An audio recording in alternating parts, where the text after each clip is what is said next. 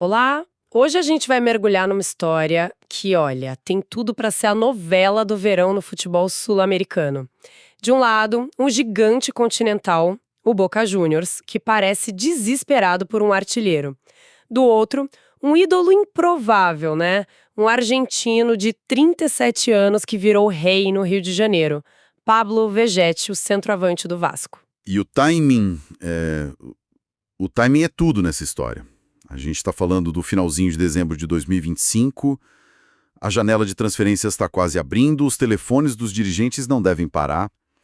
E esse boato, que veio de fontes bem conectadas lá na Argentina, tem toda a cara de ser aquela primeira peça de dominó, sabe? Exato, se ela cair. Se ela cair, pode desencadear uma série de coisas para os dois clubes na temporada de 2026. Então, o que eu quero entender hoje, e acho que todo mundo que lê uma notícia dessas quer, isso é pra valer? O que leva o Boca Juniors, com todo o peso que tem, a mirar num jogador que, convenhamos, não é mais um garoto? E o outro lado também. Sim, o que faria o Vasco sequer cogitar abrir mão do seu principal jogador, do capitão? As fontes que a gente tem aqui pintam um quadro cheio de nuances e é nesse quebra-cabeça que a gente vai mergulhar. Ok, vamos lá. Vamos começar pelo lado de quem quer comprar. O interesse do Boca não surgiu do nada, né?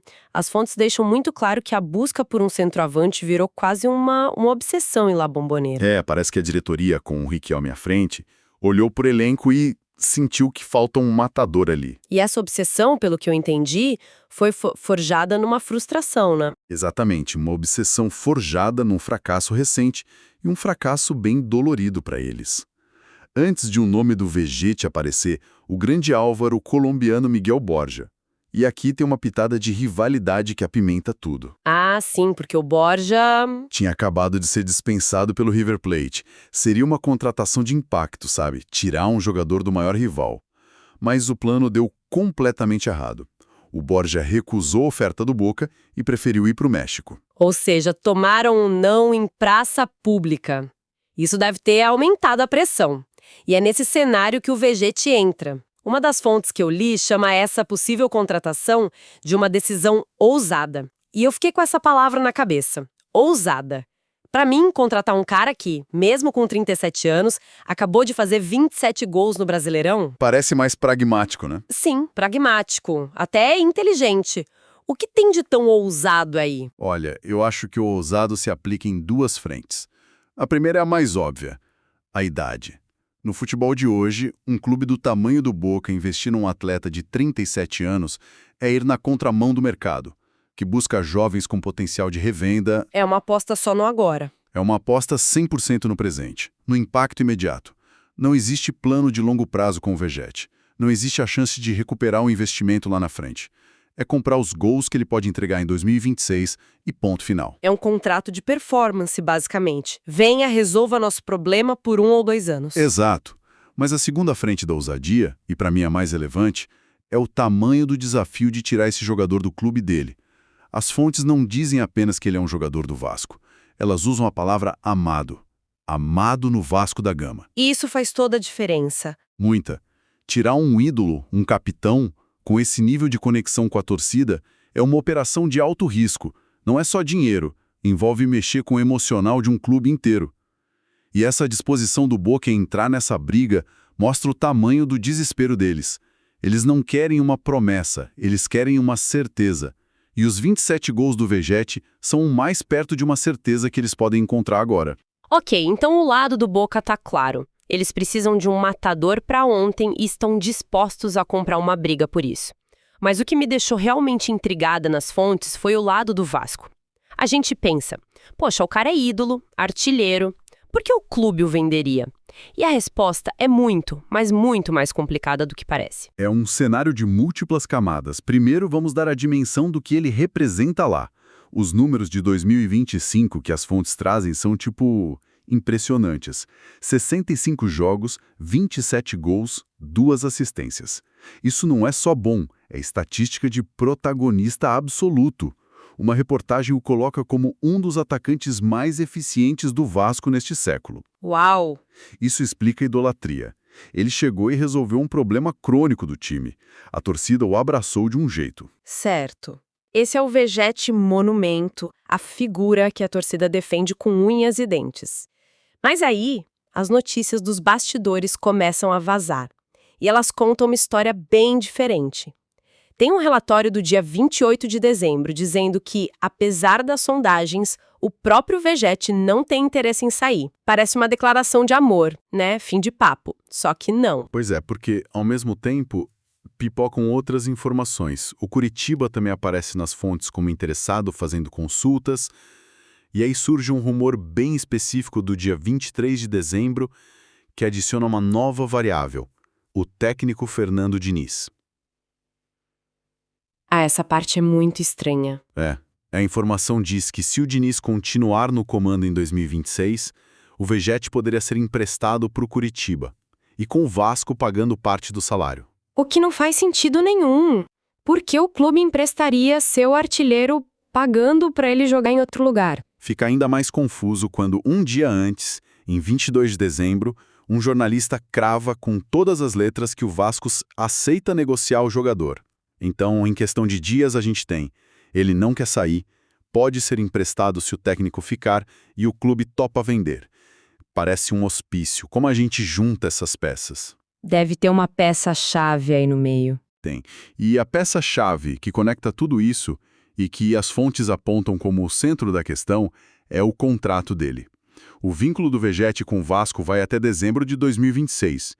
E no futebol isso significa que o relógio está correndo contra o clube. A partir de junho de 2026, ou seja, daqui a 6 meses, ele já pode assinar um pré-contrato com qualquer outro time e sair de graça no final do ano. E essa data, junho de 2026, é o dia do juízo final para o Vasco? É exatamente isso. A partir desse dia, o clube perde todo o poder de barganha. O Vegete pode assinar com o Boca, com o Corinthians, com quem ele quiser, para janeiro de 2027, e o Vasco não só não recebe um centavo, como ainda tem a obrigação de pagar os salários dele por 6 meses, sabendo que ele já está com a cabeça em outro lugar. É o pior cenário. É o pesadelo de qualquer gestor. Por isso que essa janela de janeiro é tão crítica. Na prática, a última chance de fazer algum dinheiro com o seu principal ativo. Agora tudo faz mais sentido. As notícias conflitantes podem ser parte do jogo, então. O não quero sair pode ser uma declaração para a torcida, mas também uma forma do empresário dele valorizar o passe. Claro. O clube aceita negociar pode ser um recado da diretoria para o mercado. Façam suas propostas agora, antes que seja tarde demais. E o boato do empréstimo ligado ao Diniz pode até ser uma forma de pressão interna. Exato. O que as fontes nos mostram não é necessariamente uma contradição, mas a anatomia de uma negociação complexa no futebol. Cada parte está defendendo seus interesses. O jogador, o agente, o clube. E o clube está nesse dilema clássico: manter o ídolo e arriscar perdê-lo de graça para satisfazer a torcida no curto prazo. Ou ser pragmático, vendê-lo agora e usar o dinheiro para se reforçar, mesmo que isso gere uma crise com as arquibancadas. Exatamente.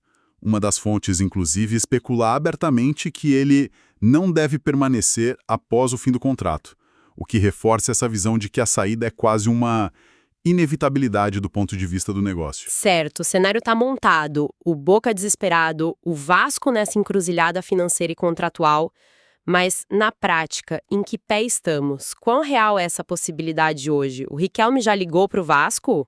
Pelo que as fontes indicam, ainda não chegamos nesse ponto. A linguagem usada é muito específica. Os jornalistas falam em consulta e perguntou condições. O que significa que é bem inicial, né? Isso, um estágio inicial, quase informal. A diretoria do Boca, através de intermediários ou direto com os empresários do Vegete, buscou saber: ele quer sair? Qual seria o salário? O Vasco libera? Por quanto? É a famosa sondagem, o testar as águas do mercado. Então, é fundamental reforçar isso. Não existe, até onde se sabe, uma proposta oficial na mesa do Vasco. Não tem papel timbrado com valores. Nenhuma. E essa é uma distinção crucial. Uma sondagem pode ou não evoluir para uma proposta. Muitas morrem aí. O clube ouve as condições, acha caro e parte para outro alvo. Mas o fato de ter vazado... Então, o fato dessa sondagem ter vazado e através de um jornalista com muita credibilidade na Argentina, como o Germán García Grova, dá um peso diferente. Não é mera especulação de internet. Sugere que o interesse do Boca é genuíno e que eles estão, de fato, avaliando a contratação. E é assim que as grandes transferências começam, né? Ninguém chega com uma proposta de milhões sem antes fazer essa checagem de bastidores, para não correr o risco de levar um não na cara e se queimar no mercado, como aconteceu no caso do Borja. Perfeito. Essa fase da consulta serve para medir a temperatura de todas as partes. O Boca agora sabe, provavelmente, o que o Vegetti gostaria de ganhar. E tem uma ideia do que o Vasco pediria. Com essas informações em mãos, eles vão decidir se vale a pena formalizar o interesse e transformar a sondagem em negociação. É um movimento concreto, mas ainda no começo. Exato. É um movimento concreto, mas que ainda precisa de muitos capítulos para ter um desfecho. Ótimo, então vamos amarrar tudo que a gente discutiu. O cenário que as fontes nos pintam é o seguinte. De um lado, a urgência do Boca Juniors, que precisa de gols para ontem e, após uma tentativa frustrada, vê no artilheiro do Brasileirão a solução ideal, mesmo aos 37 anos. Do outro lado, a encruzilhada do Vasco, um clube que se vê pressionado entre o coração da torcida, que ama seu ídolo, e a calculadora da diretoria, que sabe que o contrato do jogador está chegando ao fim e que esta é a última janela para conseguir um retorno financeiro. E no meio disso tudo, Pablo Vegetti, um jogador vivendo o auge na reta final da carreira, com o poder de decidir o próximo capítulo. E por enquanto, tudo se resume a uma consulta inicial, um primeiro contato que pode, ou não, evoluir. É a calmaria antes da possível tempestade. O interesse é real, a necessidade do comprador é clara, e a situação contratual do vendedor abre uma janela de oportunidade. Mas o caminho entre a consulta e a assinatura do contrato é longo, é cheio de variáveis. Exato. E analisando tudo isso, a gente percebe algo interessante. O que as fontes mostram não é um simples conflito entre a lealdade do jogador e a lógica fria do negócio. É mais sofisticado. É a anatomia de uma negociação no futebol sul-americano. A lealdade declarada do jogador é uma carta na manga para valorizar o passe na mesa. E a disposição para negociar do clube é a resposta pragmática a um relógio que não para, o fim do contrato. Nenhum dos lados é ingênuo, e isso nos deixa com uma reflexão final. Fica a pergunta. Se a saída de um ídolo veterano por uma boa quantia é, do ponto de vista puramente gerencial, a decisão mais lógica para um clube endividado. Por que essa lógica tantas vezes entra em conflito direto com o que a torcida, a alma do clube deseja? E até que ponto uma diretoria pode ignorar essa paixão em nome da racionalidade financeira sem correr o risco de perder algo muito mais valioso no processo?